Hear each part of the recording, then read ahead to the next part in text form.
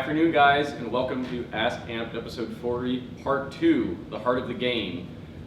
For this episode, we're going to dive into what it is actually like to play Airsoft and a lot of things that plague it, as well as make it so enjoyable. Joining me today, we switched out some of our panel members. We have... My name's Anthony. I'm the marketing director at Amped Airsoft, and I also work on the website. I've been playing Airsoft for 8 years. We have... My name is Richie. I'm part of Team Fart. I've been playing since 2001. I'm known as forcefully friendly. We have Paul returning. Still Paul, Ronan, Green Mountain Rangers. What's up? And then we have I'm Josh. Josh. Being pretty. He's being pretty. This is all straight. I'm Josh. I'm one of the co-owners of Milsim West and one of the founders of the Russian Russians. Okay, guys, so we're going to go right for the jugular right off the bat. And Airsoft has seemingly been split into two polar gameplay styles, Milsim and Speedsoft. Why do you guys think that the two most popular play styles of Airsoft are these two specifically, and why are they so, not necessarily opposing, but so just opposite of each other in style of play, equipment used, mentality even? Rich, you're new.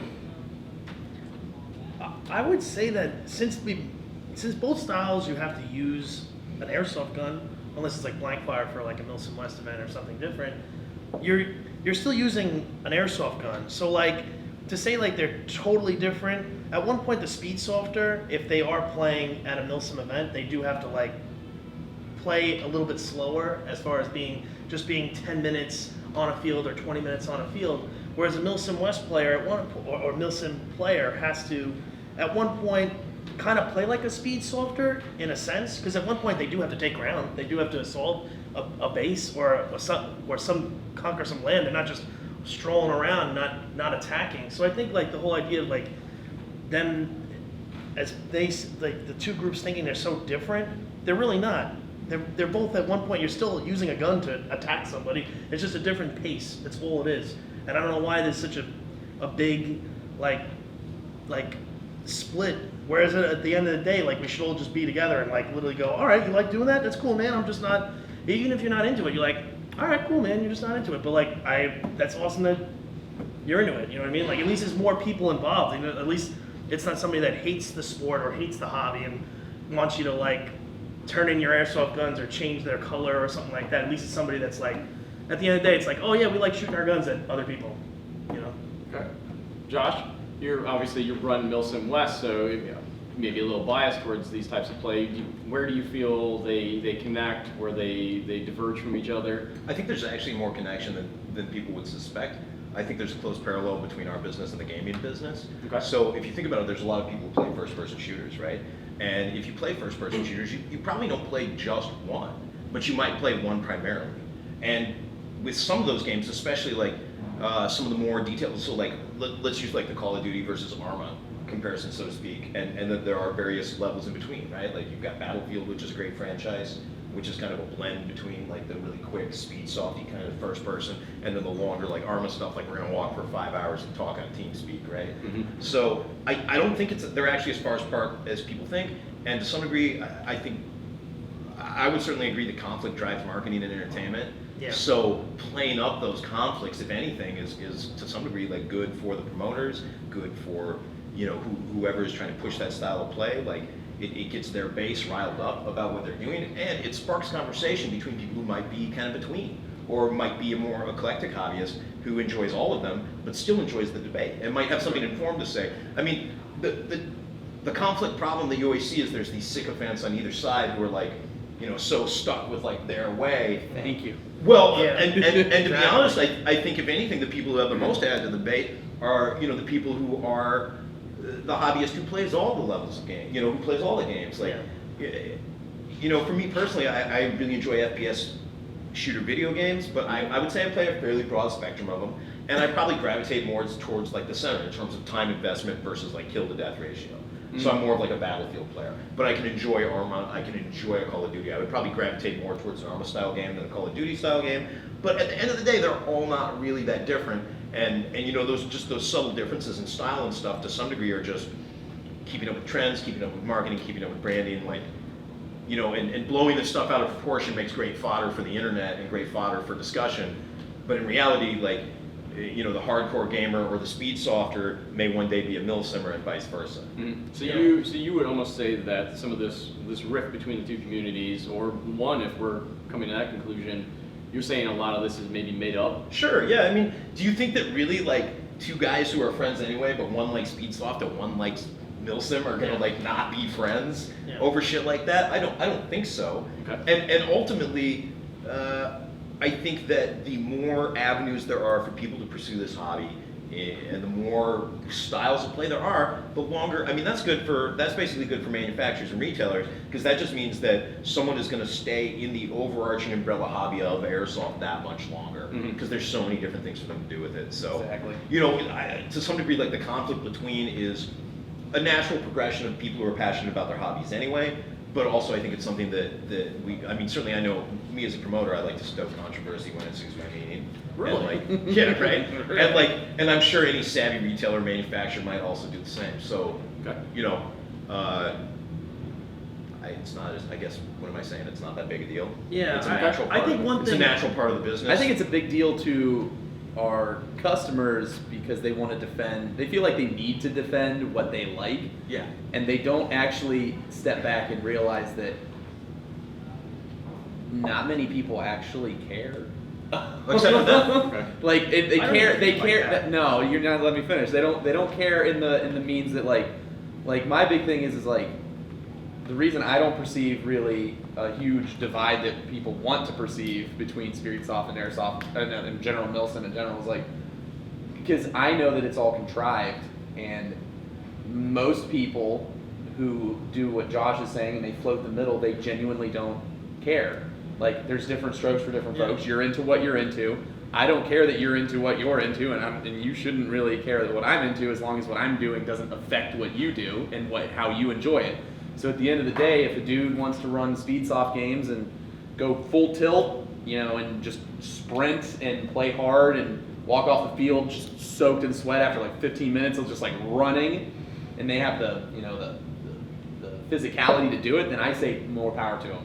It may not be what I personally want to do, and it may not be what I look for in my experience, but I'm never going to tell that person that they're doing something wrong or inappropriate. As long as they're not going out of their way to use what they like to affect what I care about. Cool. That's my point of view about it. So I've been called to speed softer because like at a Milsim event, like I'm just aggressive. I'll just run up, screaming, yelling, and like then like, all right, you just got all these guys. You speed softer. You just like that. Like, what do you mean? Like I just took an opportunity. Like I don't even. To me, like the whole rift, it doesn't make any sense because you need all the groups. Actually, at a really big game, I would think like having everybody would be awesome. Guys that know how to read maps. If you have like a very, and then you need some guys that are aggressive that like are willing to like just run up and charge up and like take the field. Like I think, and that's what speed softers are, I guess, known for is taking field. Just let's go and just run in. Well, I mean, we could say that well, I wouldn't say two, but there's some fundamental differences in their core skill sets that they need to be successful in their game types. Yeah. Speed softers are good at basically how you would play like a Call of Duty style first-person shooter. They're good at memorizing lanes. Mhm. They're good at understanding choke points, and they know that with speed they get to those points. If they get to a superior position and are more aggressive than the person who's in that lane against them, they will destroy that lane and then roll the flank on the rest of the other team. It works the same way in speed paintball too. That's what those guys do. They are taught to be aggressive and hit their points. And then what they really focus on in Speedsoft is like what I call motor skills. So they're really good at fast target acquisition, Yeah. fast movement, aiming. They're really good at reloading, understanding, having situational awareness of their immediate surroundings. Reloading. Sorry, box mags. Yeah, well, I go to some places where, especially around here, where high caps are really kind of frowned upon for their speed softing. Yeah. Like these guys actually run. That's cool. A lot of guys around here anyways. They do both. They do speed softing and Milsim events, because around here we kind of live in like a weird area where like lots of people do go to national level events and go play at like bigger, higher tier like games, and so they bump into me all the time, and they're starting to figure out like the way I do things when I do go play speed soft style games is that I always run the same equipment, whether I'm gonna go play outside or if I'm gonna go play inside, and so then they start realizing that when they play the same way, it gives them a whole new like level to their game. So, but that's the difference. So Milsim, like you take all of those gross motor control skills that they're really good at, and then you go, hey, there's another layer to this, and I need to cover that skill gap by learning some new things. I need to learn how to read a map. That's a big one. How to use a radio. Yeah. There's a big one. Yeah. It's driving me nuts. Okay. Now, Paul, I know you tend to always run the setup, the kit, the weapon system that you know works for you, and you're true to that system. Now, kind of going off of what Anthony just went off of, how you run the same thing in any situation. You learn to be good with that equipment, and you better yourself. Obviously, I would say you agree with that. I think, I guess if you're going to look at it, if there's speed softers and milsimmers, I feel like that is not a broad enough spectrum to cover I agree with that. Yes. the full games. For me, I would say I identify with neither one of those. Okay. I guess what I would say what I would subscribe myself to is undefined. I would say probably somewhere in the sense of like when people ask me what I do, I'm like, I'm an airsoft player. I'm not a Milsim player. I'm not a speed soft player. I'm not a a reenactor. I'm a competitive airsoft player, which is, it sounds like a weird niche, but it's pretty much, I'm looking at it from the purest set of guidelines. Like, I need the best, most aggressive, certain set of tactics to be successful in this medium. And this, is kind of, this goes off this certain set of guidelines, and that's the equipment that I need to run. I can't really vary my setup that much because the rules of airsoft are kind of universal. So if I went to go off in this far of a spectrum, I would be counterbalanced in this area. So I want the perfect medium that's applicable in every situation. Because if I didn't have that all, universal setup or universal mentality in certain situations, I'd be like, am I doing this at this time because I'm using this gun, or I'm in this situation? So that's the way that I approach it. Okay. It's a little bit kind of different. The speed softer Milsim kind of thing is like, it's I don't think people should be put into groups like that. Like, Okay. I am this, therefore I subscribe to this mentality. For me, I kind of like, I want to pull myself back from that and see like, this is what my goal is. What is going to help me accomplish my goal? What is my overall mentality for going into this? What is my objective set? And pretty much how am I going to conduct myself to be the best, to get the best experience out of it that I'm looking for. Cool. Yeah, 100%, and definitely with what you said, Josh, definitely having the split definitely promotes marketing, and like everybody's like, oh yeah, well, this is for the Milsim, because literally at the end of the day, airsoft is the worst marketing name ever. It's terrible to say. It's not whereas very good. whereas Milsim, it sounds like, oh, Milsim, yeah, military simulation. That's where that jump, that bandwagon. I think that's. But is that what yeah, airsoft is? Yeah, I mean, and But to is be, that- but that's and to what be, I'm saying, and to is be that- honest, but I it's would not. run off that and Yeah. say that Milsim, like, okay, so I mean, we picked Milsim as a branding word for our company, Yeah. obviously, because we knew that it would be recognized. But Exactly. in reality, like, if it was Milsim, as Anthony has said to me many times before, it'd be like a 48-hour event where like you show up, it takes you 10 hours to get processed into the event. You spend the entire time doing like menial tasks while people who couldn't get jobs in real life like lord their authority over you. And then- And then like miserable. They just And make you then- miserable. Yeah, and then you have to spend all day Sunday and Monday trying to claim benefits after you get out. You Yeah. get you It's get terrible. and you get Like, literally, and literally that would you be truly and literally Milsim. Oh my like 250 people make one company, and they go hunt in the woods for like 6 dudes who are in one random shack on the side of a hill. But to some degree, I feel like They use every piece of ordnance to get those 6 dudes, and then they all go to the VA afterwards. And they try to claim benefits. and everybody's probably got, prevent them. everybody's got PTSD, everybody has TBI, everybody needs an award, everybody needs a combat impact award. We're gonna need to do like sexual harassment and like equal opportunity. Yeah, I know. Even though Immediately when the afterwards. event's over, they have to do 2 weeks of out processing where Right. they have to take their they have to do death by PowerPoint where they have to sit in a briefing room and just stare as they just Yo, sign people me just up right now. drone. Sign me up. I'm but all more about to the it. topic, I would say that if you think about labels in the way that they're used in marketing in any industry, like the purpose of labels is to quickly identify what your customer group is and Yep. then what you're trying to market. And then you can push see your thing. and you can see it in almost every industry that there is. You know, they're trying to use labels. Almost every single advertisement you see is trying to like distill certain customer characteristics to like make this overarching, you know, archetype that like most of those customers will buy into. Like, oh, I like fucking trucks, so Like you know an what I mean? arcade first-person shooter versus a Right. simulation And if you shooter. notice, Yeah. like, you know, in any kind of advertising, like, you know, there's certain attributes attributed to certain kind of people that like do this stuff. Like, there's, you know, whatever the product is that's being trying to be sold, there's always like a lifestyle and maybe a little bit of an ideology that's following it up. In the best marketing, I think, honestly. Yeah. You know, is there's a little bit of that like special extra bullshit. So it's really no different in this, other than. You know, I think you're using the label in the most positive sense. Okay. In the Yeah. sense that, like, you're saying this is who I am, and that's what you're using it to define yourself as. I would actually define myself as a war gamer. You know, so To be like, fair, yeah. it sounds Yeah. better than Bill Simmer. Well, Aerosol, and it's you know. and it's not entirely accurate. Like, I'm more about the war gaming part of it than the military pretending part of it. I like that. Because See, the that's- military, that was the that's shit I great. hated. That was the stuff I did not enjoy. I much more enjoyed like patrols and missions and that, you know, that sort of thing, which is Oh yeah, Garrison life is hell. Right. That's the Because worst it was part. like truly Milsim, we just check everyone's haircut and their boot shine before they came in. You know, like, that man's got a good haircut. Leadership material, promote him.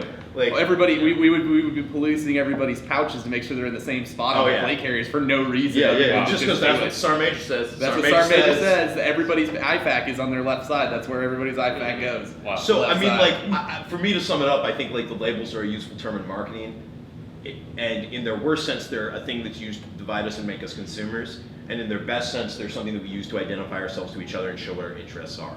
At least to show Show what pride clan, in to show what style. clan we're a part of. Yeah. Sure. What, I what mean, tribe this- we live in. This can be echoed in many other minority communities, and I'm not trying to get into gender politics, but like for real, you know, like the labeling can be negative in the sense that it can be used to divide the community or to market to specific segments of the community, but it can also be positive in a way for us to just kind of like define what our objective in the hobby is. Exactly. You know, Yeah. to let other people know what we're seeking. Cool. Okay. Kind of still tapping on one more topic on the whole speed soft Milsimmer thing, even though I feel like we have kind of just smashed both of those words together and they're not divided anymore. At least to us. Yeah, at least to us and hopefully the viewers. I'm all about unity. Recently, especially in terms of HPA users, hose gun runners, Yep. especially the West Coast, a lot of fields have been taking a lot of flack for just the overuse of the capabilities of these systems. And it's been giving the whole populace of this subset of users a bad rep. And a lot of it seems to point fingers back at the Speedsoft style of play. Do you think this is fair? I think what it is to be fair, we have a panel here that's split 50-50. We got Yeah, we so got we we got got two motors and sewing hoses. machines. We got two sewing machines and we I got mean, two hose guns. We can say like Yeah. the same thing like when I got a PTW in like 2000. Oh, the PTW. See, I was around for the 2005. PTW, man. Like That was- literally the same shit happened where Yeah. they were like PTW ban that AG. gun. Yep. Like you can shoot Same too thing. fast, you can do something. No, it's literally all it's doing is enhancing the player's ability. Anything can be put to overuse, but when I look at the Polar Star HPA gun, it's not ruining airsoft. It's really what it's doing is it's so attainable and affordable to an entry-level player that they don't respect the power that they have yet.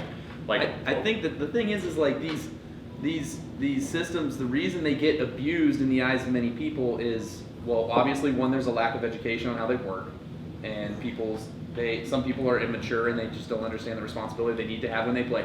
But also, to be fair, if the rule set doesn't provide the proper restrictions in how these systems are implemented, it's not the player's fault for taking the advantage that they have. course. if I was a new player coming into the game and I knew nothing about airsoft, 1,000% I would get a Polar Star gun that shot super fast and super hard.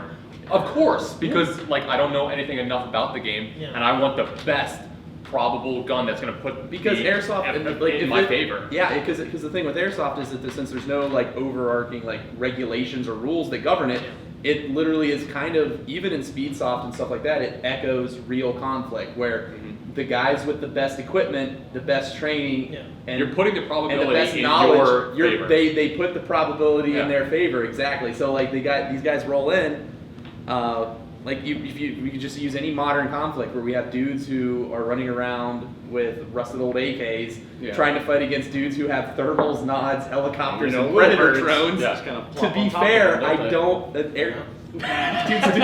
with little birds Talking about just you, show Josh. up. Like, Yeah, I remember that. I feel as though like with that, like with the HPA, is that what I see is like with the trigger response, like with semi-auto. He dealt with like, the same thing it's with like, the but PPW. that's no, The no, no. I'm PPW gonna shoots go. just I'm as gonna, fast. I'm gonna Like, go. now, And I'm do gonna you- go is into it that. really What coming is the down real to- issue that they're Is on? it, does it that's really what I'm come saying. down to like how soft the trigger is? No, Is but that I'm what it just- is? I To think, I some feel people- like the to some PPW people- trigger is softer. To some people, I think it does. So shoot is just it a as quick. technical Just issue? as quick. Just as quick. Is Some it a people- technical thing? Oh, it's a technical thing. People just like they just get butthurt over stuff. People don't like it in Smash. That's really They what don't it comes like- down to. Well, people, And no one likes losing. But this is the thing. This is the thing. When I got into airsoft right off the bat. I literally bought a TMP-90 and a KWA G26 like in 2001. Like it was like P90 was like, wow, that's so cool, awesome. Like I never played paintball. I only played paintball in 2012. I used a Tippmann 98, and I was facing a guy that had the crazy double trigger and literally spent a lot of money into his gun.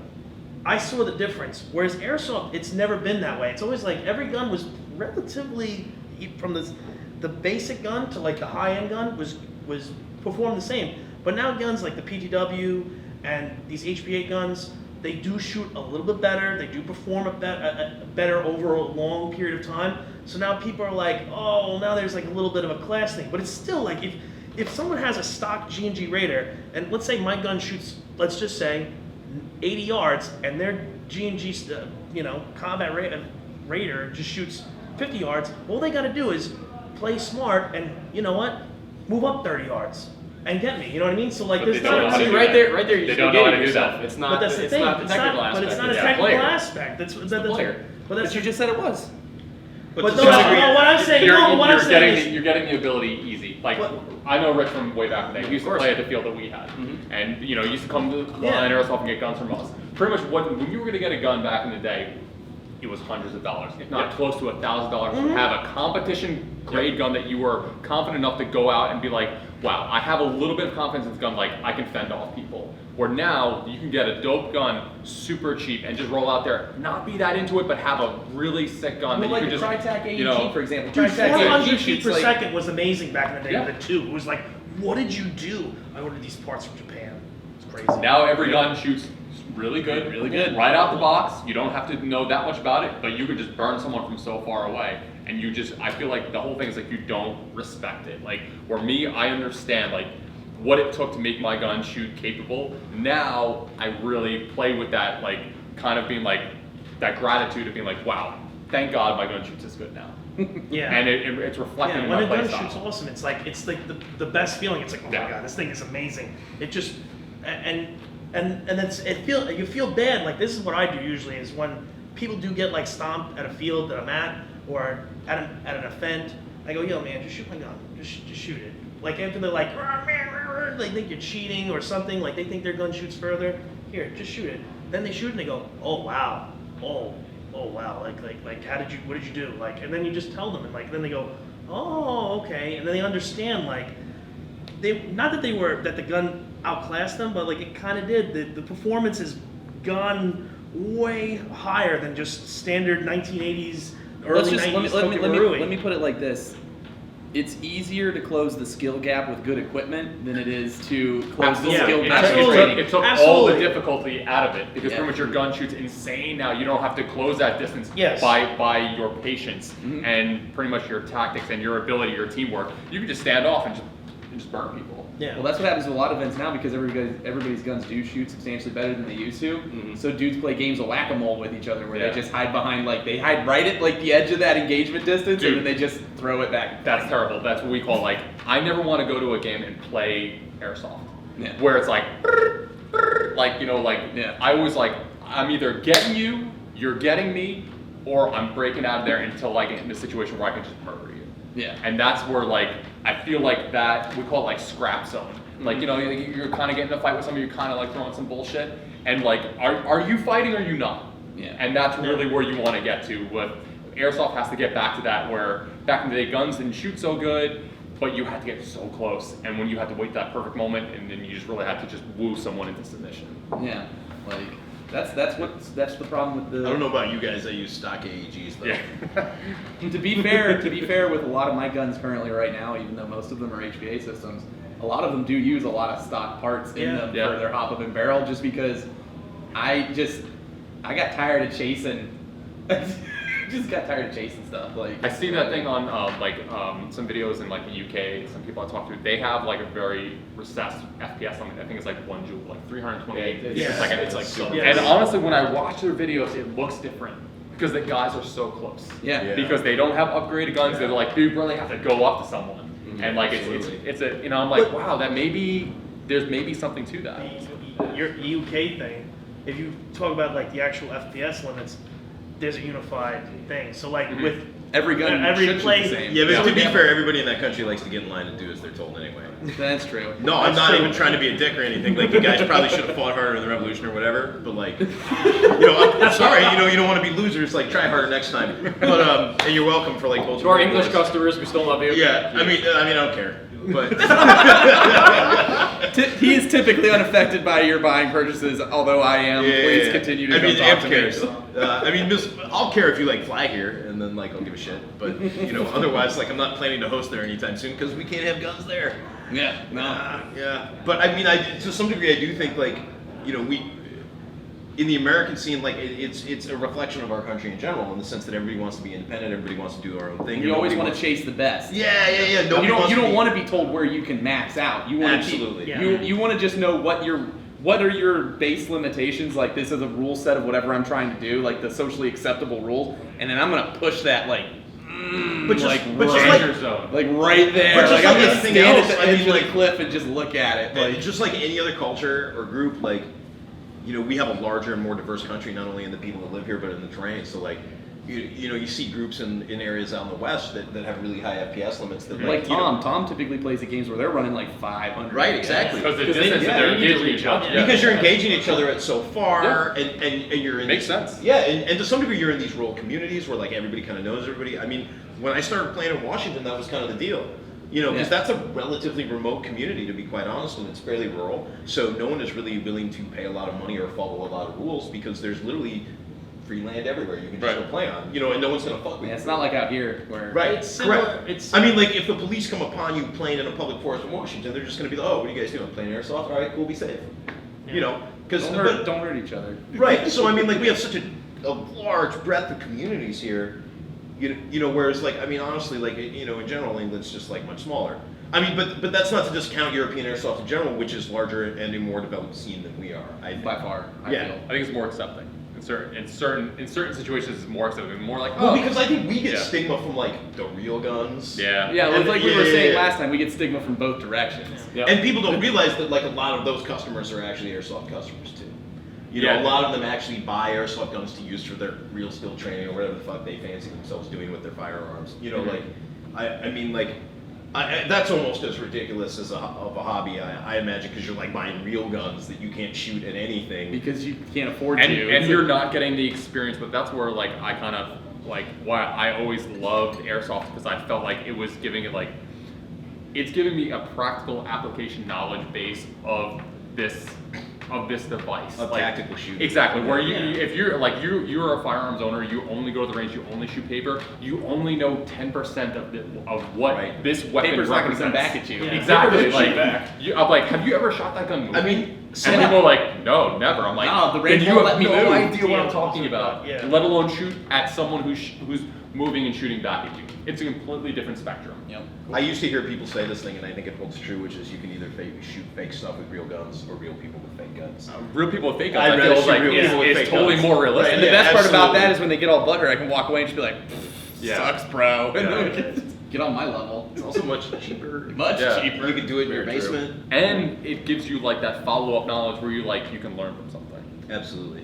You know, where like, you know, the real Well, guns that's not to say that like spending time on the range can't teach you things, but absolutely, but, but like you know, can't learn from a situation of where you were defeated. yeah, there's no situational stuff there. Exactly. I mean, I think I heard you say something earlier about how it's kind of like a martial art, and I do agree with you in that way. Like, this is to some degree a martial art because Yeah. martial arts aren't actually fighting. No. You're right. No. It's sporting. It's an agreed upon rule set, and Exactly. you take Yes. it to the It's maximum a joust. right there. It's a duel. It's Yeah. sporting. We've agreed upon this stuff, and you know, so in that degree, I think there is a lot more to be learned. Whereas, like, if you're simply just learning the mechanics of shooting, I mean, there is no group that trains to shoot that does not also do force-on-force training. Whereas if you're a civilian shooting enthusiast, you probably do not do any sort of force-on-force training. You probably just like shoot 3-gun matches or whatever, Yeah. which is great. If you but, get that like, far, yeah. those steals are not shooting back. Exactly. Yeah. Right. So your competition is being derived from this external source, the time box, and then you start doing things that don't make sense in real life. Yep. Because it's not about like acquiring that last sight picture to make sure the threat's down. It's about getting to the next piece. It's not about protecting yourself. It's getting what can I do to get my score better. Right. It's like I got to knock down target number 6 with a rifle so I can immediately sprint to the pistol bay. Yeah. Like I'm not even going to look at target 6. When I hear target 6 go down, I'm going right to the pistol bay. Mhm. Whereas like that is not the correct training procedure for actually like Dealing fighting with firearms. people. Right. Yeah. Right. You're going to like, okay, is that dude dead? 100%. Should I shoot him like maybe 5 more times just to be sure? Okay, now should I progress to the next stage? Wait, no, maybe I should get a bunch of friends and then I'll go to the stage. You know, like. So, you know, but Wow, we totally spiraled out of control on that. Yeah. No, that's all right. I like it though. I'm curious. I like it we were though, but touching it's- on the overshooting thing. We were talking off camera before and stuff. Oh, like about that. how you control how much you get shot. Yeah, if you want to talk about it. I mean, Yeah, go sure. there. Yeah. We were talking about it just like we were saying that when you go to an airsoft game, you ultimately control your overall experience. Yeah, it's your bad. or your Exactly. good. Yeah. Yeah. Every situation you find yourself in where either you succeed, you get fucked up, or you fail, it's on your onus. Like if you put yourself in that situation, you understood, or you totally disregarded what you were getting involved in. And like you were saying, when you get shot at certain games, it's like it's because you put yourself there, or that you were just kind of entering a situation either that you should have or you shouldn't have, based on the criteria of success and failure. And at the base level, like you are controlling how much you get shot. It's about your integrity. Yeah. Do you call the first hit or do you call the 7th? Yeah. You know, can you be mad because you called the 7th? Like, no, you have no right to be mad on the 7th hit. I mean, Well- you shot Jim Hansen like fucking 8 times. Throw me under the No, bus, no, no, man. but what I'm saying is, did he complain? No, he didn't. Like, he knew that he was controlling how much he got shot, right? You know, he was making whatever move he was trying to make on you, and you had to keep shooting him, and that's fine, and he wasn't mad, you know, and nobody was mad. That was a fair kill. Not gonna Like, lie, I was hyped up a bit. Yeah, you were but definitely I mean, on the mountain. well, it You was- were up on yeah, the yeah, hill. yeah, but like, That's the problem. There's I mean- people that don't understand that concept. They can't disconnect it. Like, let's say just shooting somebody. By the time I fire my first round, there's 3 that are already down there. They're like, "Why'd you overshoot me? Why did you do that?" And like, hey, guy, man, it happened. What You is okay? it, You what okay? is You it I mean, said- that I makes feel- you think between the 5th and 7th round, like what snapped in somebody's mind is like, all right, that's too much. You want to know what it is? It's that. literally that brain chemistry. No. It's what it is. registering It's that. It's that hit on their pride. yeah. Oh, You know, all right. that's what That's it it. is. That's it. That's what it is. I know at my worst when I'm angry at games, it's because of my ego. Yeah, because here's what Yeah. happens. You made a mistake, Yeah. and someone is teaching you Not that to make you that, yeah. Yeah. you And it's a hard are lesson because wrong. sometimes that's like a 12-year-old in a Yeah, sometimes. sweatshirt. Yeah, You know? sometimes Yeah. sometimes it's a kid at an open play who's got tennis shoes, sweatpants, Right. a hoodie on, You're and just he's like, got my the pride's JT out. mask, and he's got the rental rental combat gun. machine, and he was super sneak, hid in that bush, didn't make a word, Mhm. and he saw you, and this was his moment, and Yep. and so now all of a sudden your pride is just. And so when you get hit that 5th or 6th time, you're just like, the first one, I'm dead. Second one, I get it. Third, all right, dude. And so what it is every successive hit after that, it's not so much it's actually hurting you. Just you think- compounding on the reminder. It's just, of how it's bad the you reminder are. of that you sucked. Yeah. And you're just like, oh, thanks. Thank you, dude. Thanks for reminding me that I'm awful. Good on looking. That, on that same topic, though, I thought you brought up a fair point off camera earlier about masks and how people use them, and I think that's almost something that warrants discussion.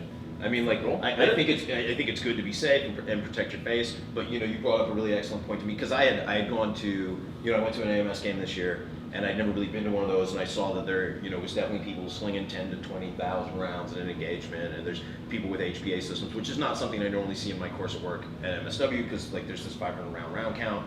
so that's not something I worry about a lot. And so I wore a mask for that, because my logic was like, I don't want to get that pissed off. Okay. Right, I don't want to get that mad at somebody Mhm. because I get shot in the teeth or in the fucking lips or whatever. You know, You don't like- want to take it out on them. Right. I know who I am and how I react, and like I know how pissed I'm gonna get. But like what you said earlier, it wasn't something that I truly considered. Which is like, but if you don't wear the mask, you're gonna think a lot more about what you're doing. And like, your whole philosophy behind that, I thought, was You're pretty much interesting and atypical for what your public persona is, because you're seen as somebody who's intensely competitive. So when you said that, like, I don't. what I am is intensely objective. But you understand what I'm getting at. is that, Competitive like, if from a certain perspective. I'm almost like when I get well, I mad in don't a say game. competitive like it's bad. No, it's not. It's not bad. You notice I'm competitive with myself.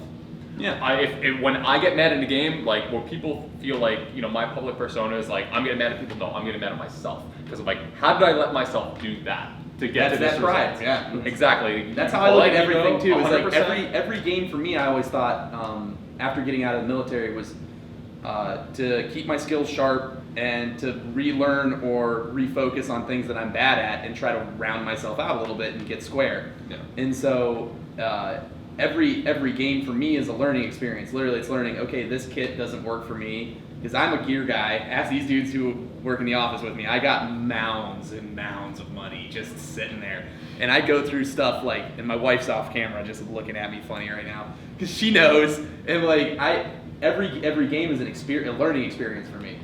I try to figure out what I did bad or what.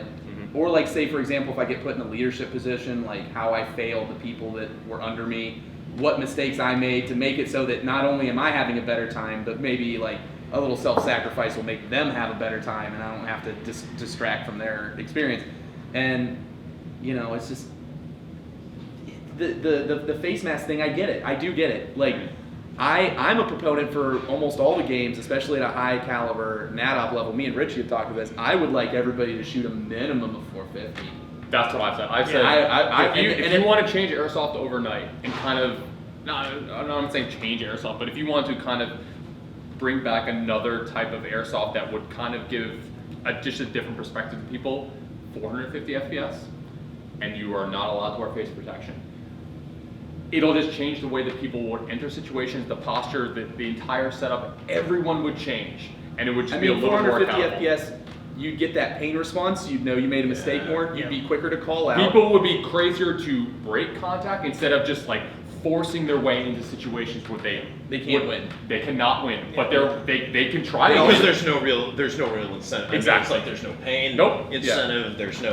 It's Also People will push- not just be also running gives- up staircases It at gives you. people that little bit of gap where they could maybe push their systems to run a little harder, so they can give themselves a little bit more realistic engagement. Okay, so distances. Now, well, to be the prude of you know, maybe going that route, especially Josh, because you're an event organizer, what kind of a pain in the ass would that be solely on insurance purposes? well, for You know what, that's that's not gotta that be- big a deal for us. That's what I've always said. Like, Yeah. when I mean, to be honest, and maybe I'll just rant here Yeah, as an go for it. organizer for a second, but like, this is my first year doing this like full time as my job, but I have been doing this for at least the last 10 years, Mhm. and the thing that I have definitely learned in the last 3 years is like, I don't know where everyone's getting their fucking insurance from.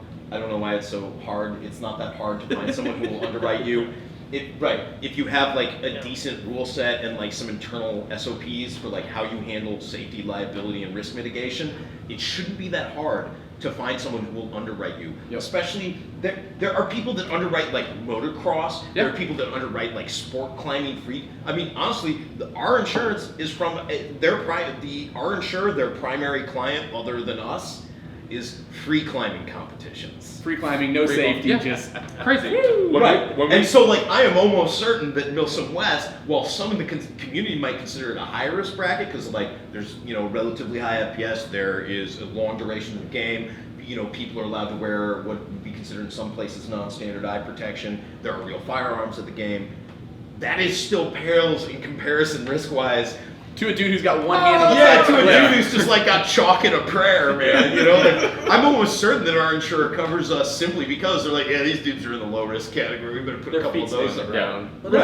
that's the like Usually. that FPS limit. Like I'm used to that from just starting off when we first started playing. Everybody was Well, everybody took their You know, guns and tried it's to like push that. it. When we had Quorum, the first field That's that the we best. had on that, incredible. Richie played there, whatever. Like when we had a big insurance underwriter, player. We were the Yeah. first policy in New York that had airsoft only insurance. Okay. And when we first went to them, they just gave us like this paintball thing. They were like, you have to have full paintball. And I was like, no, this is how we play airsoft. It's 400 FPS, full auto, blah, blah, blah.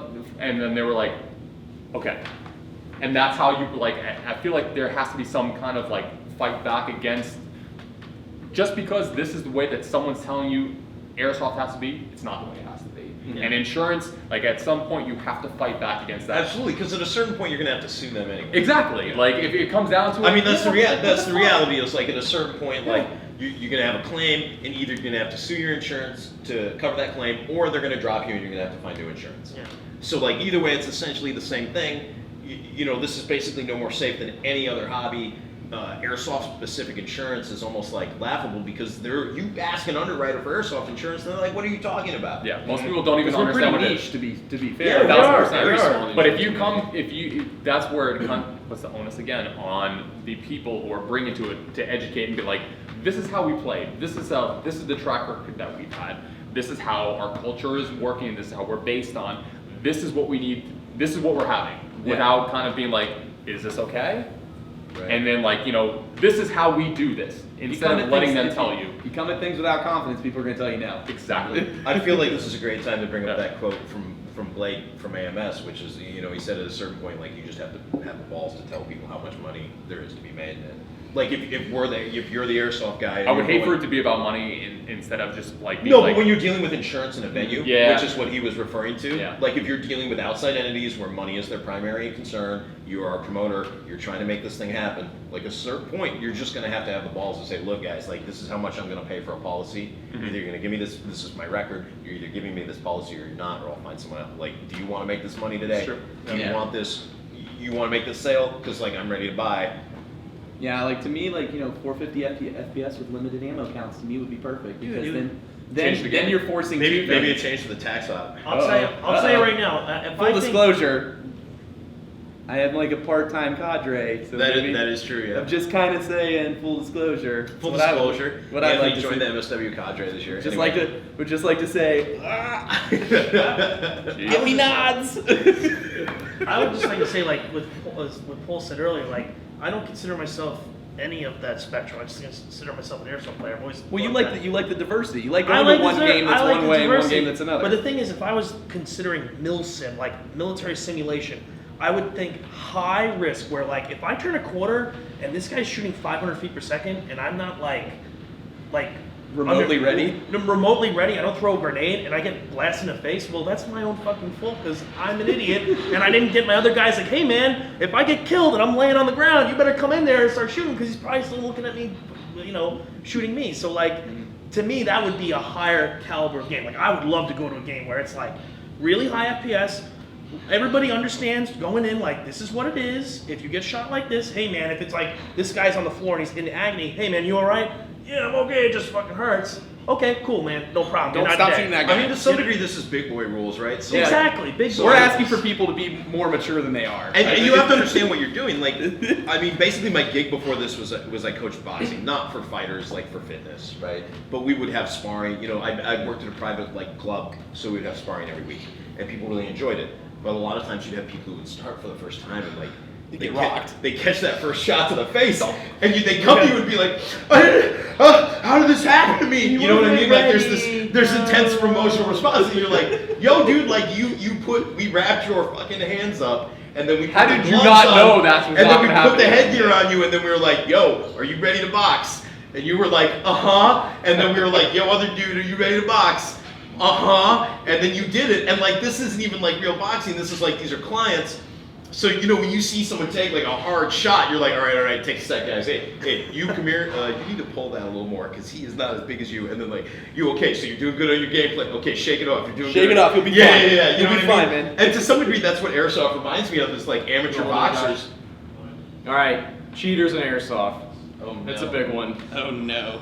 So I'm There it is. gonna dive in with a specific one right off the bat. One of the newer things with this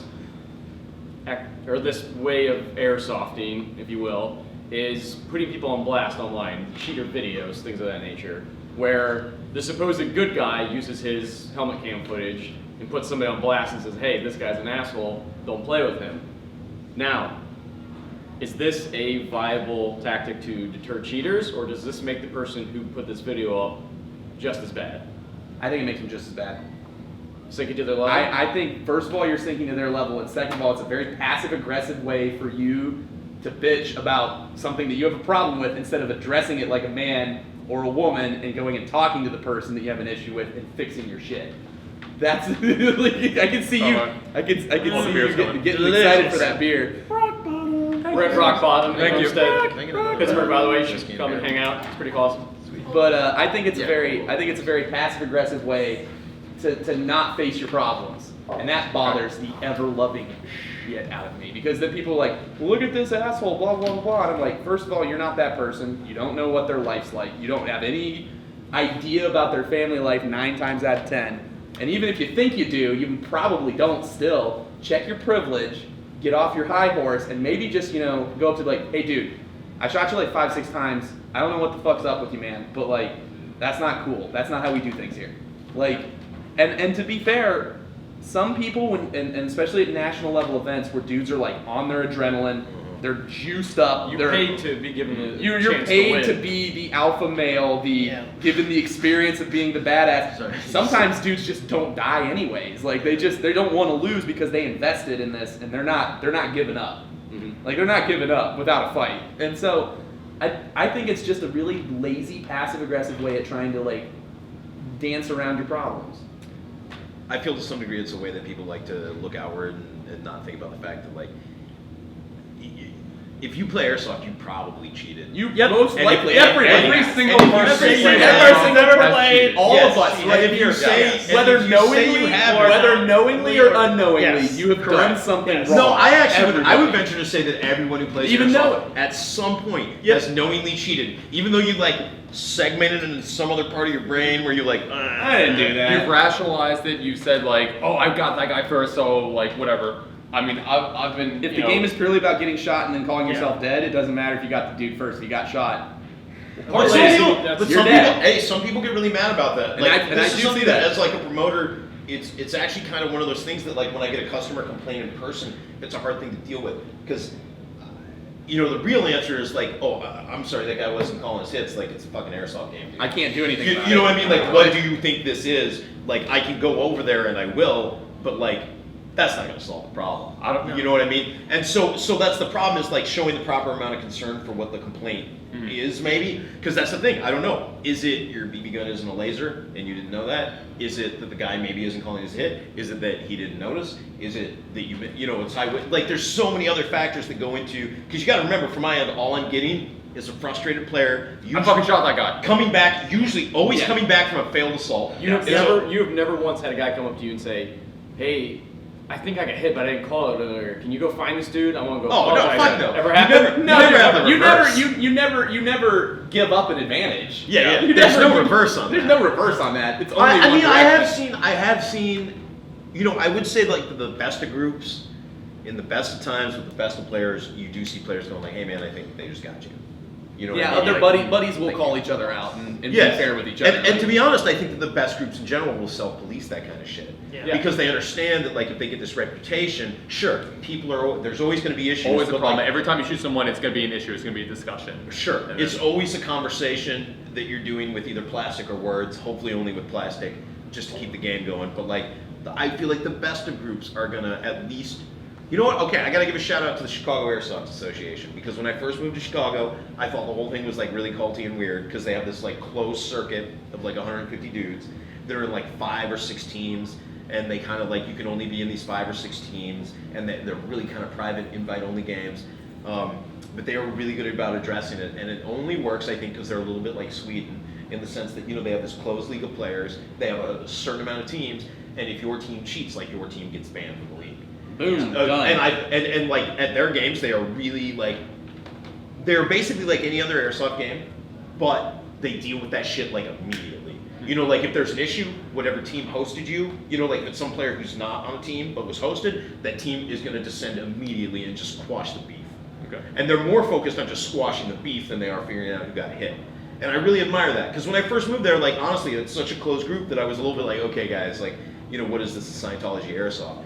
But I have seen, no, but I mean, I have, so I guess what I'm saying is like, in a closed format league where the community is small and everyone knows each other, that's an easier thing to deal with. Like in your local community or your local field at Strike Force, like that's something or Strike Zone? Strike Force? Strike Force, we go there, but it's like, Yeah. that shit is like, Toxic. Thunder But that's Mills. also, Yeah. but it's Yeah. also your A community, little right? toxic. But, I mean, like, sure, as toxic as your local arena may or may not be, it's still your local community. If there's a true issue there, it's probably something you're adept to deal with in your own local community. But I think Anthony had a good point, which is that, like, when you get to these national ops, there's so much emotional investment on the part of the player. And not only has he made that investment himself or herself, but there is a social investment that they've made to their group that's coming, because no one comes to those things really alone. And so you know what I mean? So there's this desire and drive to win that's driven not only by their own internal ego, but like the combined ego of the group.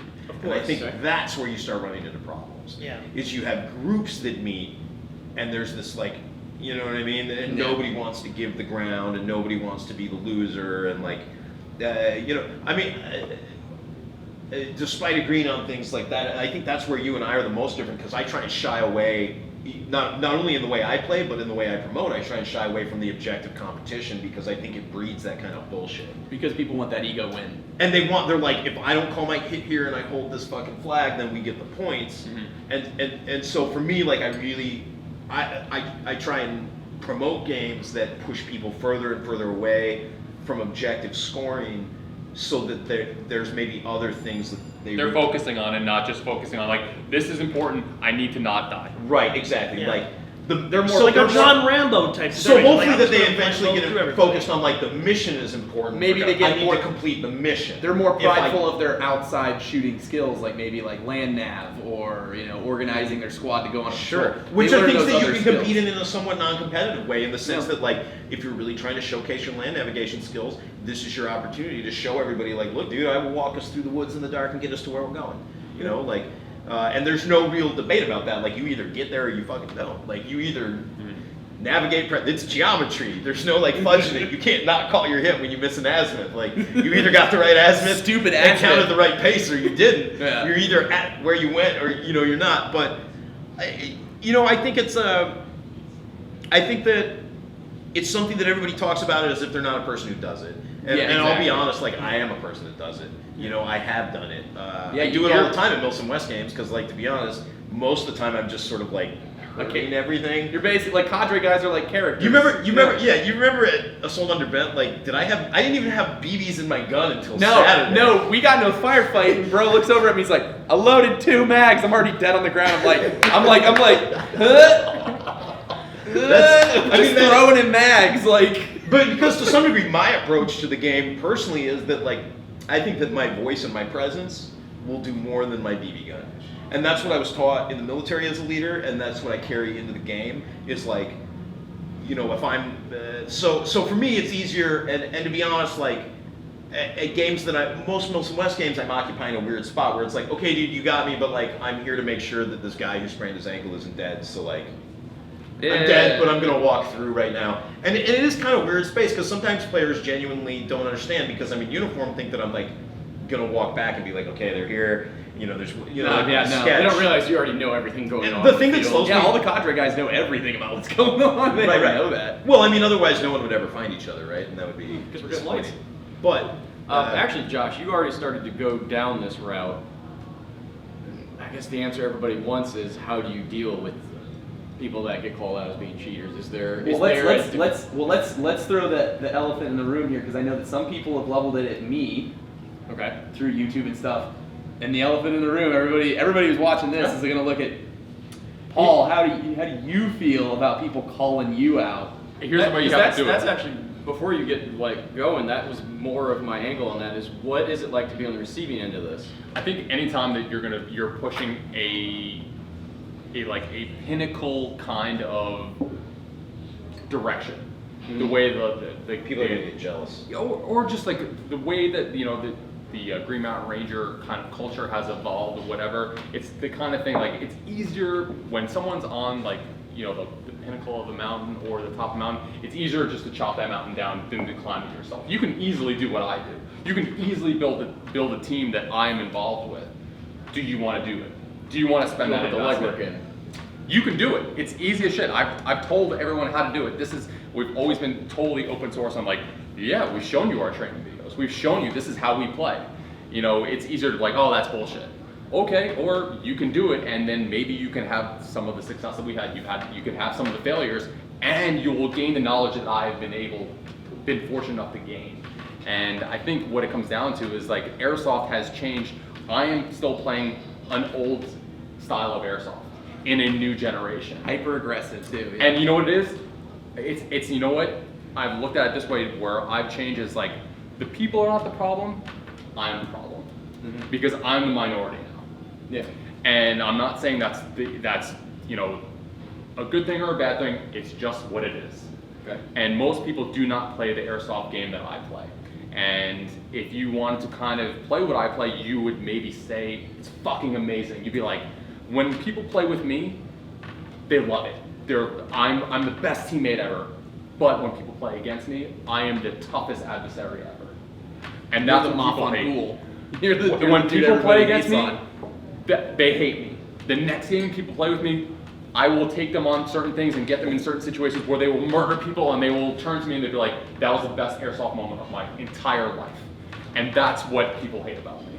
Okay? And I think that's, you know, where some of the, you know, the stigma comes from and stuff like that. And I guess where airsoft has to go back to the spectrum that I used to play is like higher FPS, no face protection, that kind of pain compliance game. And when you shoot me in a game, dear God, please murder me because I want to know, because in that hyper aggressive Yeah, I mean, state, I'd like, rather be shot than please see it go. burn me down to like, don't shoot me once and be like, oh, I got that guy, he didn't call his hit. Like, if you shoot me somewhere that I didn't feel it, like how, like where's the onus? Is it on you or is it on me? Where I being will too shoot, nice? exactly, where I will shoot someone, I will shoot them until they are fucking up dead, and I will see that like that behavior. That's how you're supposed to That's do how it, you though. do it. That's And- how you're supposed to do it. Because boom, boom, boom, boom, boom. exactly, boom. where like You people just- come into rooms and be like shooting at 6 people, you got no one, dude. In real life, you didn't get anyone. Yeah. But like where I'll be like, I will shoot you down to the ground. Then I will, if I can get to you next, great for me. But that's where it has to happen. Like, please shoot me because sometimes I want to know. I want to know. As soon as I feel the hits, 100% you got me, and I will learn from that. Yeah. So Rich, you and Paul obviously play in a lot of the same areas. You're both from the East Coast, New Yep. York area. Yep. And I'm assuming you've been on the receiving end of the Blue Handed PTW. I mean, like it's. Wait, can you add to I've been. what he's, I think he's what I contributed think. so far? I think as an individual, like I see what you're saying, like the best of intentions. But I think when you get a whole bunch of guys that are maybe not thinking the same way as you, and they're taking a distorted view of that, and they think, I just can't die. I just gotta get murdered. I'm just gonna keep going through it, and they don't understand. Like even if I just keep shooting them, okay. But I've never really had a problem with him specifically, or usually, to tell you the truth, my best answer, if anybody ever cheats, just keep fucking shooting them more. That's all I do. That's why I bought a Polar Star. The trigger's da-da-da-da-da. If I people literally are go from cheating, this. that means to me is like you haven't shot them Enough. in the right position Yes. to let them know that they are hit. You hit You through the have not fingers. done your job. Like when I shoot someone and I'm like I blast someone and they don't call hit, that's my fault. I did not effectively put rounds on them to let them know you are murdered. It's a fair point. That's a fair point. So Because like when we go putting it back on the person who's It's my fault. It's my fault. Because, I always like, I'm gonna call be I like- call it the 3 to 5 rule. If I don't I'll be shoot honest. someone 3 to 5 times, I fucked up. So like when I started going to NatOps and stuff, I come from a community in Ohio where everybody is like really like close knit, and so like you put a round on a dude, even if he like thinks, even if it's a twig or whatever, he's just like I'm dead. We came So from then- a different. So then I go to a NatOp and I'm like, you know, I've done a lot of like work on getting good with my like weapon skills and stuff. And so I'm like real quick and I'll be like boom, boom, boom, and I'll put like 3 rounds, 1, 2, 3. And then like you're saying, I learned that is my bad because these dudes are amped up. Take away any question Yeah. in I'm gonna someone's play- I'm mind. gonna Am I play- hit or am I not? I'm gonna it's play my devil's bad. advocate. So too. now I'm I, aware so of now, too much stuff. So now I go in there and like Too much, yeah. to be fair. Now some Well, people have thrown this back at me about being a dick about Exactly. overshooting, but like It's not overshooting. As long as I'm within the rules of the game, yeah, it's not overshooting. But like the thing is like now and then people will because I mean, people it's tried to just burn BB guns. Jet. It's People not tried like, to. It's not like Yeah. we're punching each other. People tried to burn Yeah. Jet on one of our videos earlier about a different video that he posted where he lit a chick up like 10 times. And I was like, look, within the rules of the game, And within the limits that he was given, he was completely in the right.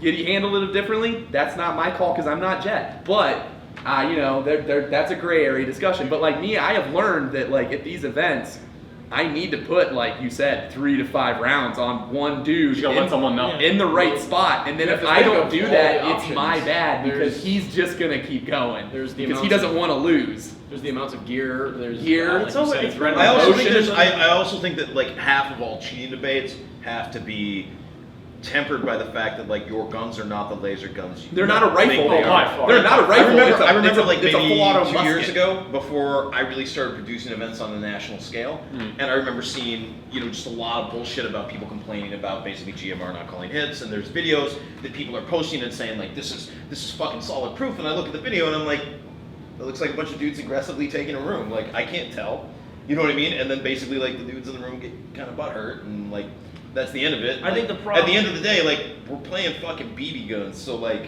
You all get to go home. you know alive what at my the end of the day. honestly, you know what my best remedy for cheaters is? This is my best remedy. Like to all you guys out here that are like, oh god, how do I deal with it? Get a fucking crew. Get a crew. Get a wrecking Get a crew. Get so many dudes that like when a guy Yeah. cheats, it Exactly. doesn't matter because someone steps over you and shoots There him, he is. and then someone steps over you and shoots him. You've seen it. It's amazing. Right. Like speaking from 2 dudes who bring a crew to games. Yes. Like you know what really? I mean, and I think you can back me up on this. It's a good feeling. That's why people hate us. Because like even if it and that's where I think a lot of the bullshit comes from is when you have a good crew With the that, esprit like, de corps, they're with the all esprit doing de it. corps. They're willing to sacrifice themselves for each other, and they're even if willing the to get first shit 2, done. 3 dudes in the room hit the deck and die, they're still mad because they're like, I killed all of you, and it's like, no, you shot the first 2 guys like 15 times, and then we all shot you, man. Like it's not that hard to figure out. Like All right, Josh, as you have already dove on this one, what do you guys think of these teams such as GMR, the Russians,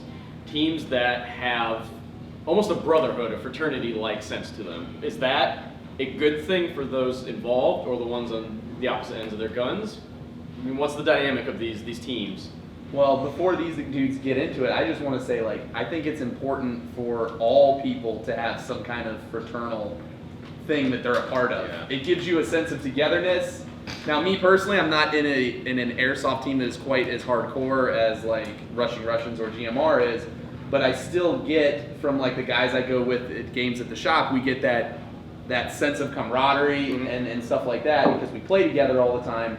And I think that's really important, and everybody should be a part of something. It teaches you a lot of life lessons. Like, it really does, whether it's like being in the military, you could even just be in like your intramural hockey league or, like something that you are in a collective with other people and you learn social skills and you learn how to work together and problem solve and do things like that. I think that's so important, and like I'm wholeheartedly about like teams like this because at least they're giving an example of what to do.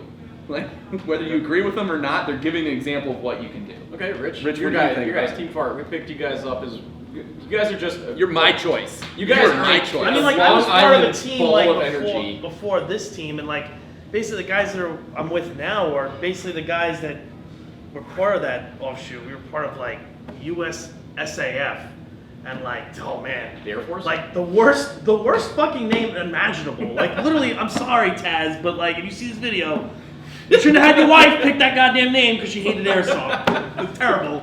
Sorry. truth comes out. But what do Truth you comes out. think of like the But what veteran- I'm saying, okay, so basically, all the people that are on my team, I've known them for like outside of airsoft, and a couple of guys I've known just met through airsoft for years upon years, like 10 years. One guy's like 22 years. Like I've known them forever. So like having that camaraderie definitely makes the game so much better. Even just the after like event or the before event or the travel and all that stuff, it makes it so much bro time? it doing makes bro it so stuff. much better, you know what I mean? Like, and even like, and this is the thing what people get with events is like, the best event organizer can make the perfect event, but if you don't come there with a positive attitude, because airsoft's about having a positive attitude, if you're not coming there with a positive attitude, you're gonna have a bad time. It's as simple as that. And your positivity correlates with you calling your hits or being friendly to others, being respectful, understanding the rules and everything else. It just cascades into one giant thing. So I think having that all these guys with you, or a fraternal organization or something like that, definitely, it's almost like a wall you can lean on, and like everybody can like be together. Well, like it's super important. And definitely 100%. Like if someone's like really irking somebody, like, hey man, what's up? What's going on, man? You all right?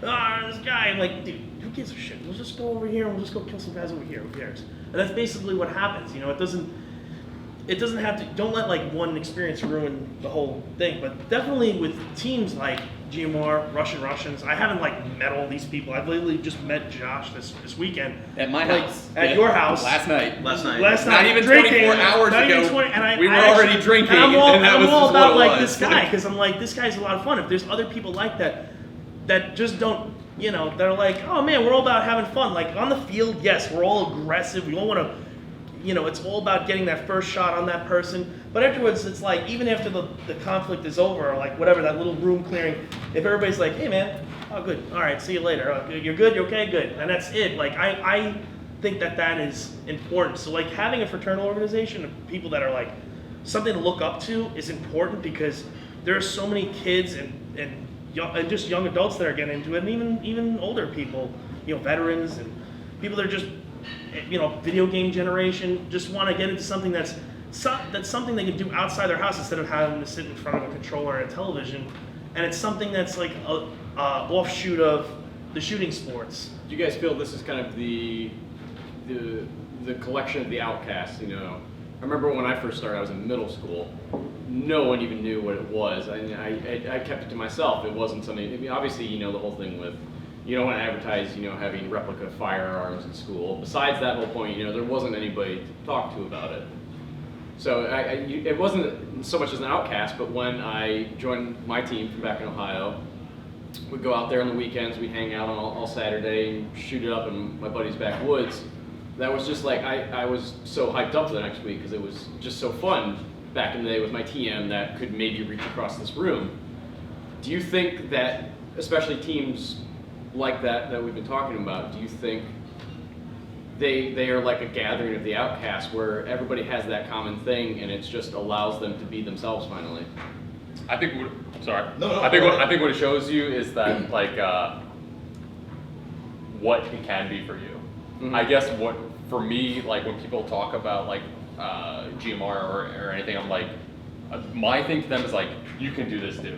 Mhm. And I guess that's what like my overall message is always reverting back to is you can achieve this too. This is not unobtainable at all Exactly. by any stretch of the imagination. It's just like we follow these principles. We play by these guidelines. These are the kinds of guidelines that we play, you know, our game with, and you know the way that we conduct ourselves, and it lets everyone know where you stand.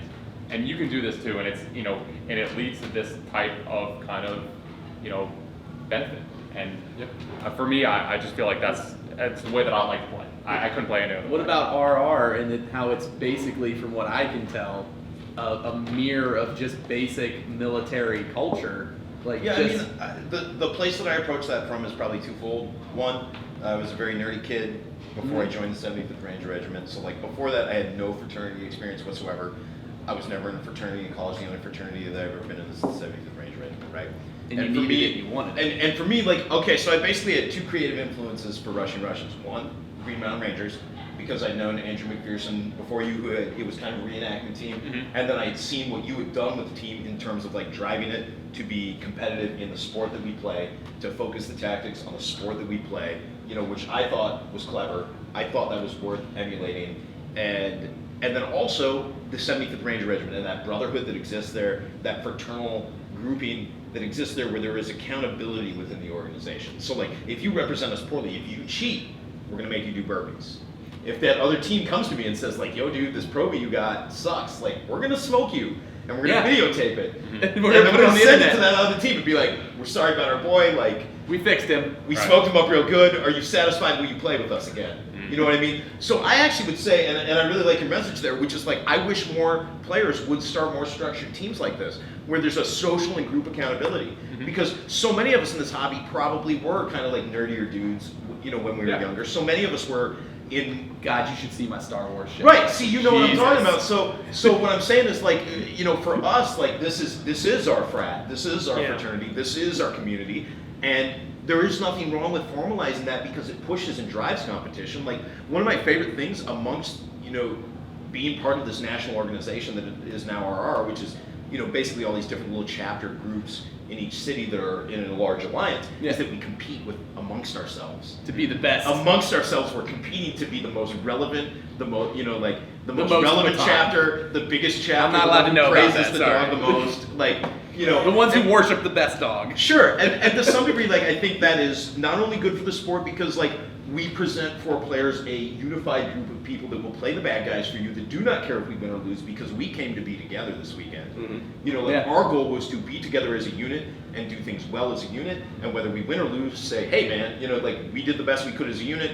Those guys outdid us. They were cheating. Whatever our fucking problem is with it, you know, like whatever we have to say to each other afterwards. Whatever congratulations. Yeah. like, To save face, you know, but to take away from that, like, I mean, I'll be honest, in the last, say, 3 years since I started that team, one of the most enriching parts of my life truly has been being a part of the Rushing Russians. I mean, before that, the only true, like, brotherhood that I understood beyond that was Brian and I, the co-owner of Milson West, and one of the guys that helped found the Rushing Russians, had been on a team before that together. That was kind of, I would say, actually the nucleus for the team, the RR team that exists today. And that was like, I got out of the Army and I had no sense of brotherhood. You know what I mean? It's Like, done, man. Now you got to try to figure it out on yeah, your own. I mean, like the thing I Yeah. liked the best about the Ranger Regiment was we all had like a creed that was written down on one sheet of paper that everyone could memorize, that everybody understood was like the point of what we are. And you do it every day. And you do it every day. And I miss that so much. And the thing that I love so much about RR is like we have a creed, it fits on one sheet of paper, we all know what it is. There is no question about what our objective is. We are all on the same page in regard to what our objective is, and you're never alone, man. You know, like I just moved this year from Seattle to Washington, and the beautiful part about that is like I didn't have to find a new team. There was some there already. Yeah. Or I'm sorry, from Seattle to Chicago. Like Yeah. I moved from Seattle to Chicago, I didn't have to find a new team. I just joined RR Center. Like, you know, and literally some other guy was in charge of that chapter that I just joined. And it's super cool to just be like initially I wasn't really sure where it was going to go, but I mean, to be honest, with a team like this, I think there's real value in having something because it self-polices the community. Yeah. You know, if you have a problem with GMR, you have a problem with RR, you know who to go find and complain to. You know who to find and say, look, you know, your guys down in Florida did this, I don't like it. Not this isn't any like specific reflection. No, of but it's the just, chat, yeah. But like, it's something that we can deal with as a group. Mhm. You know, and to be honest, throughout the year, we have had challenges where people have come and complained to us about the actions of particular members, and like, as a group, we've had to take some action on that and say like, hey man, all of us are telling you now, like, you're representing us poorly and you need to change that, you know, or whatever it is. So I would really love to see more airsofters like find a way to build esprit de corps, find a way to build a common mission for a unit. Because I mean, I think that makes the sport better. You Well, know, it just makes or every game. game. Well, I mean, it I like makes- to think of it as a game, not I like to sport, think of it but as a game. regardless. But like it makes the entire experience better depending on, and like we originally were coming at from Speedsoft or whatever. Like Right. think of the best Speedsofters are the dudes who show up with a posse. Yep. Yeah. And those dudes It know makes you all their accountable roles because then you're they know all their representing roles, someone. and then you're representing each other, so you don't an organization. act yeah. like. I mean, I don't mean to assholes. loop back to the Chicago Airsoft Association here, but Yeah. it's a great example of like there's a fraternal group that exists that governs the conduct of the players. Yeah. Because the worst thing that could happen is they'd be removed from the group. You know, Because what's then they got nowhere to go. right? Because what's worse than losing at the game is like letting down the group by cheating, letting down the group by showing poor sportsmanship, and then being removed from the group. Yep. And I mean, I think to some degree that's a model that I'd like to see groups emulating, where we start having larger teams that span the nation, so that you can have. I mean, like, look, the NFL is basically a collection of people that agree to have rivalries for profit. Yeah. Right. So like the more and more, I would really be excited in 5 years to see something in semblance of the Greek system that universities use pervasive throughout our hobby. Because I think it would change issues with cheating. I think it would change issues with the divisiveness within the hobby, because you would have leaders, That You know, step up and fix people shit. who have become leaders Yeah. because of Yeah. their social Accountability, position, 100%. not because they randomly said I'm the leader, but because Yeah. like literally people said, okay, this guy's cool, you know, like this girl's cool, she knows how to organize things, she's calm, you know, like she represents us well. Like I would like to see that. Frankly, I think that'd be amazing. Yeah, Another- Josh, I another- literally another- thought the same thing when I thought of the team, when I thought of FART. I thought of the most ridiculous name, like Fast Action Response Team, FART. It's like literally like, how can you take that seriously? Right. One, and I thought of that. I thought of having chapters everywhere where wherever anybody goes, there's somebody there, and there is accountability, like you said, and that's like awesome to me, like having. But it's a hard balance to strike. Too. Of course, because you're going to have, obviously, if you have leadership that at one point goes, well, I'm better than these guys, kind of thing. Like, outsiders of that organization, Right. if they come up to you and say, hey, There's whole communities some- though that also have that same accountability. Like when you were talking about in the Chicago community, Right. another community that we have played at, I think you've been there too, is at Ballahack. yes. Where Yeah. that whole community I'll tell you right now, that's- self-regulates. I know Tom's off camera. Most of the, almost all the Utah community is the same way. Yeah. They all self-regulate. They're almost like a giant fraternity. They all Yeah. take care of each other. They make sure that they weed out the terrible ones to keep everything moving along in kind of like a harmony. Ballahack impresses me every time I go there. That But I is- think it's that kind of like, internal fraternal harmony. Like when you have groups like that, that's what actually I think drives our hobby forward. Yeah. Yeah. Because there's a lot of people who want airsoft to be like this totally like overarching regulated thing, and they want to have it be this way standard for the entire nation. But what I really think is that when we organize ourselves into communities that we fit into, we're able to find other communities that we can collaborate with to make what is essentially a creative play, Yeah. right? To make Yeah. creative play together, to make something that's competitive and challenging and creative, and that like Everybody's on the same page. everybody's on the same The other page. thing is too is when you're saying like an actual all these chapters and everything like that, they don't have to fit into that mold of we only do milsim events. Right, right. They could be whatever. Hey man, we just like going out to the paintball field and playing like that. That's what we do.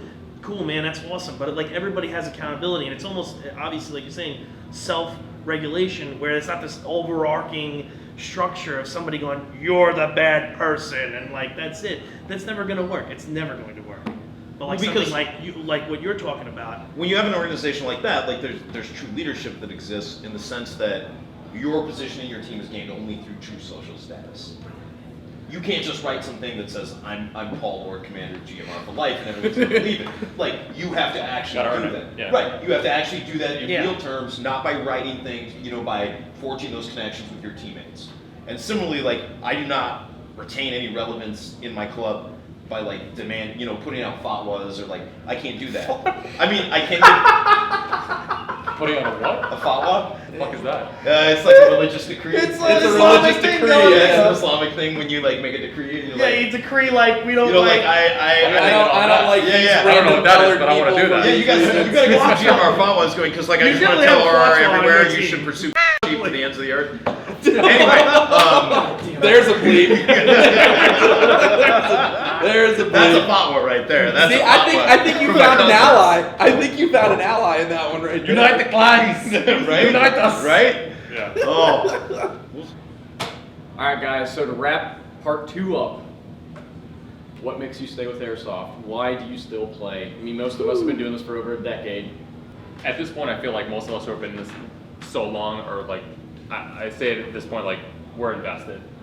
I can't escape it. You know what get I mean? out Like, I feel like my Airsoft persona has taken over my real life. Like, people don't even know my name is Paul. Like, when people, like, see me, like, you're Ronin, I'm like, Jesus Christ. Like, yes, that is, like, my We Airsoft. posted a photo on Instagram earlier. We had like 4 kids are coming. Is that Roni? Is that that Roni? Ron? Like, Yeah, that's not like the his rice, name. bro. Exactly. Like, You know what it is? I mean, I guess for better or for worse, you can't escape it. So I feel like that is like you gotta do the best justice that you can to it, Yeah. make it the best thing that it can possibly be. And I feel like that's why I'm still in Airsoft, because I thoroughly enjoy it. I really do love it, and I feel like I would be throwing away the last 16 years of my life if I didn't try to keep the integrity of it that I really got into it for.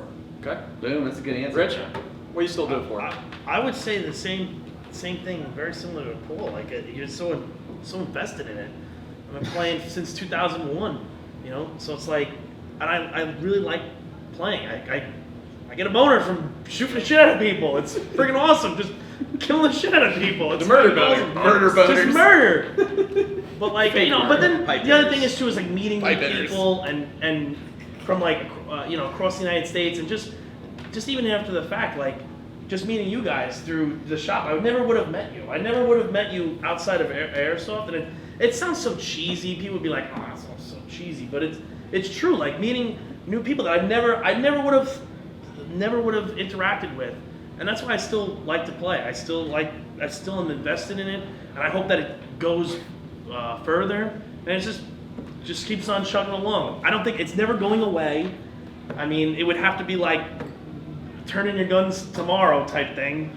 They're coming for everything, but it's never going to be like that. So like we just got to keep a positive vibe with everything. Even though there's always something that's going to knock you down, there's always somebody that wants to chip at people. You just got to be like, all right, man, that's nice. You take your hateful comments and you can go that way. You know what I mean? Like, and that's Josh? What keeps me in this? I mean, I think some of what Paul said rings true. Like at a certain point, you're fully committed to it. You know, for me, on multiple levels, like this is something that I did as a hobby in college. Now it's becoming a career for me. This is literally a dream job for me. I don't think I could ask for anything better than this. My parents are creative people who worked in theater. They're super excited that I work basically in entertainment at this point. They're probably more proud of me now than when I was like in the Ranger Regiment. No, I mean for real, because like then I just killed people, whereas like now I create entertainment, which to them is more valuable. And the thing that really keeps me in it, like that's what keeps me in it as a professional. Yeah. That is what I'm seeking. Like this is essentially the dream job for me. As we probably already discussed, there isn't a shit ton of money in this, but the reward is just being able to work in something that I love and bring what I like to everyone else, or the people who want to receive it. And the thing that keeps me in as a player is my cousins and the Great Trash Dog, and that's legit. Yeah. I mean, that's what keeps me in it as a player is like all my cousins in RR, the Great Trash Dog in the Sky, and like at this point, I have 3 airsoft-related tattoos on my body, so there's really no going back. Yeah, there's no going back. What am I gonna do at this point? What am I gonna get a job like marketing cars? You know what I mean? Like what the fuck else am I gonna do? So this is a 2008 Hyundai Sonata, and here is my R.I.P. Patat. Yeah, like tattoo, right. and What am I gonna get like Hyundai for life on my ass? Like what can I do at this point? Like this terrible is literally, cars. I found the one industry other than like being a musician where like you get your brand tattooed on you and people are like respect. Damn. Right. And that's like the only industry. Because if I worked for Toyota, like no one would be like, damn dude, you got SR5 tattooed on you. Oh, right on. I love the new 4Runners too. Like nobody cares. You know, so it's definitely for me, like as a professional, it's being able to share creatively what I liked about my experience in special operations, but also like sharing what I've always enjoyed about wargaming and just the history of conflict and what it is. And as a player, it truly is my team that drives me and makes me want to stay in the game and stay relevant and find ways to be a part of that community that's growing beyond what I started. Leave us out. So I think obviously there's the commitment, the long-term investment in everything. The big thing that keeps me coming back, because there are moments where you know your dedication will waver, where like there'll be things that happen to Fuck you. Mountain. Like I at one point was involved in a huge scam where like me and a bunch of my bros got Ponzi'd out of like what we thought were tickets If you're to from Irene. Ohio, you know who we're talking about. We all got taken, and the guy who did it to about like 40 or 50 different dudes in Ohio. Oh, a lot of dudes. He burned a lot of dudes. He took about 15 G's worth of stuff from people. What am I doing? Yeah, man. I should be doing that. He was a. You mean I don't even have to produce games? I just Tell I can people just they can scam get- people off yeah. of Dude, that sounds like my fucking dream. Like this, hey, Milson West is canceled. I'm just gonna be selling fake tickets for the rest of the year. Hey, make sure you go to Homeland. But like Selling tickets. But like and so there's been moments where I've lost it almost. Like I was like right there. I'm like, man, fuck all these people, fuck all of this shit. Like I'm like, can't handle it right now. I think the thing that keeps me coming back is twofold. There's two things. The first thing is that I came into it with a skill set that most players don't have, and then I was able to teach people that stuff. I was able to teach people like, oh, this is how you properly hold a firearm. This is how you properly move with it. This is how you read a map. This is how you use a radio. This is how you talk to people. This is how, like, I was teaching people skills, and then that was in and of itself rewarding. And then the thing that kind of put the icing on the cake was to see people that I had taught stuff to become better players, become better people, become they go in. Some of them enlisted. Some of them are like recon, like snipers and like actual crazy ass shit, and I'm just a pogue. But I was teaching them stuff that when they were younger was like a building block for them. That they like, and I didn't think at the time it was really that important. Mm-hmm. I was like, oh, it's just. But like that, looking back on it now, that's what keeps me in is giving people knowledge and then getting the satisfaction from the fact that they are taking what I'm telling them. They're appreciating it, and they're either disseminating it or they're using it, and then making themselves and people around them better. That's actually what I like, because I've been in a few teams that have come and gone. I don't really have the fraternal organization that like these three dudes have, and you as well, because you have a really solid team. My teammates have waxed and waned. Some of them are still there from the original. Some of them have come and gone. I've lost a few of them, like one of them, and it's just like, I don't really have that, but what I do have is I have the fact that like the people that I have interacted with, I've given something of myself to them, and then they have taken it and carried it on, and that was so important to me. That's what keeps me in, is teaching people what to do, and then feeling the appreciation from them and feeling the gratification of, just, and that comes from the retail side too, like getting someone something that they need, making sure they don't spend their money for, it's just, that's what I get out of it, is helping people basically. That's what I get. Sounds good. Yeah. There you go. Also, amped airsoft is what keeps me. I would have quit. Yeah, I would have quit a while ago. But Kurt came to me in a beam of light. He came down. The Shekel Monster. He came down from the Give us a Shekel. plug. The Shekel Monster rode down upon a great beam of gold, and I made a golem out of Give clay. me your And then Kurt pennies. just bestowed shekels on me. And I said, L'chaim, this is good. What did you say when we were like? What did you say? You were like, didn't you smell him or something? I was like, "Did you smell him coming?" Look. Oh yeah. We were making fun of the fact that you're Jewish, and I was like, You're like, "You you didn't heard smell the him?" Jew?" And I was like, "Did you not Oh, smell I get him it. coming?" It's a Like, nose joke. It's not you motherfuckers. My dad is like the most Jewish Irish guy that was ever lived. My dad converted because my dad's like Irish. He's from Texas, and then he like met the my least mom. Jewish place. Oh, Oh yeah, the Cornish is legit. Fuck them. All right, guys. Thank you for stopping in for part 2, the heart of the game, with us. Thank you to Rich, Anthony, Paul, Josh, for giving your opinions, praising Kotat, and just hopefully starting yet another discussion for you guys to take back to your team, your friends, your family. Continue this on to send this information. Make sure to check back soon for part 3 of Veterans Place in BB Wars. Veterans Coming soon. Place. Thanks, guys. Ooh, there it is.